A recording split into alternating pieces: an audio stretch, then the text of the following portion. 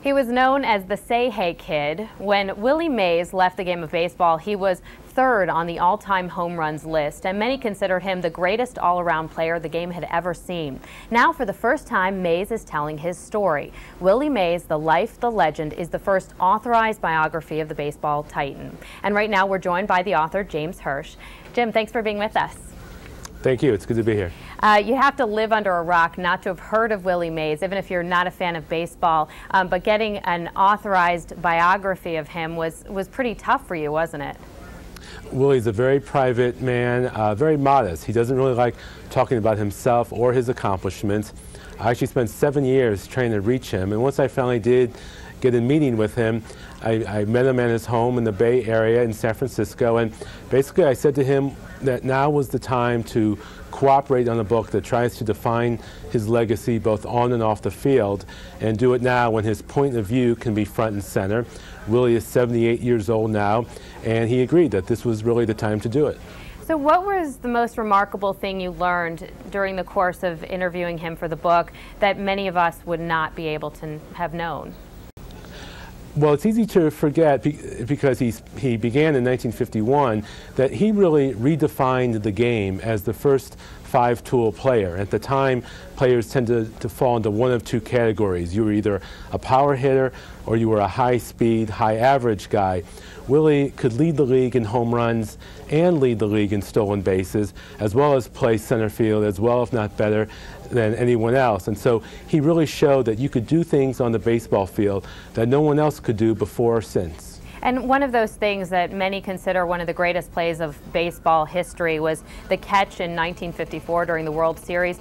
But he actually has, I understand, has told you that he doesn't consider that moment the most important. It was actually the throw right after. Why is that? Well, he thought that he was going to catch the ball all the way. What makes the play so significant is that it really created the Willie Mays brand name. You can go to any ballpark or sandlot in the country and someone's going to catch the ball over his shoulder. You'll hear someone yell, "A Willie Mays catch." But Willie says that it was the throw because there was a man on second and one out.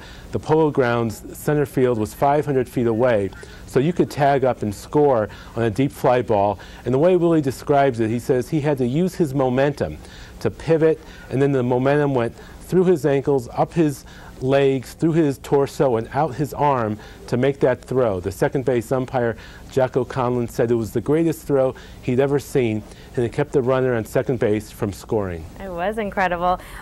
Turning now to a different kind of subject, Jackie Robinson was very outspoken about civil rights, and he had criticized Mays at one point for not being vocal enough. Why did Mays choose sort of more of a quieter way to do all this, to sort of lead by example? Willie felt that he wasn't qualified to speak out on social issues. He didn't go to college. He was self-conscious about his high-pitched voice, his grammar, his diction. He thought that the best way that he could show America what blacks were capable of doing was just by being Willie Mays, both on and off the field. You know, Willie didn't smoke, didn't drink.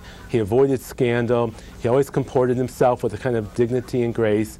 And in doing research for the book, I talked to people about what Willie Mays' contributions were in that era. Bill Clinton talked about growing up in Arkansas in the 1950s, surrounded by segregationists who would fight tooth and nail to preserve Jim Crow, but then on Saturday afternoon they would stay home and watch Willie Mays on TV on Game of the Week.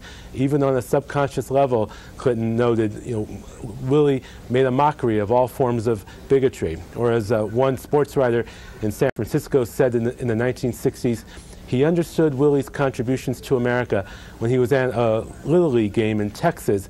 And out in center field, there was a grandson of a Ku Klux Klansman, and he was running around out there yelling, look at me, I'm Willie Mays." Very interesting. All right, Jim Hirsch. James, thanks so much for being with us. Thank you for inviting me. And the book again is called Willie Mays, The Life, the Legend.